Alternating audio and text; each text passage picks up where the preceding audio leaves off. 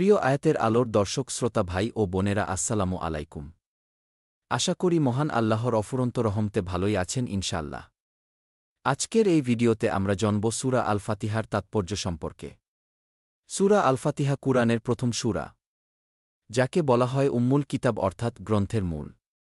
এটি প্রতিটি নামাজের অপরিহার্য অংশ। এ সূরায় রয়েছে আল্লাহর প্রশংসা, দয়া, রহমত ও কিয়ামতের দিনের শিক্ষা। বান্দা আল্লাহর কাছে প্রার্থনা করে, হে আল্লাহ, আমাদেরকে সরল পথে পরিচালিত করো। সূরা আল ফাতিহা মূলত দোয়ার সারাংশ।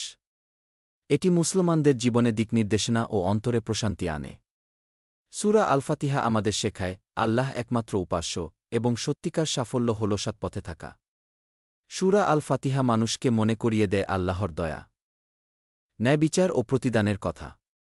যারা সৎপথে চলে তারা মুক্তি পাবে, আর যারা আল্লাহর আদেশ অমান্য করে তারা ক্ষতিগ্রস্ত হবে।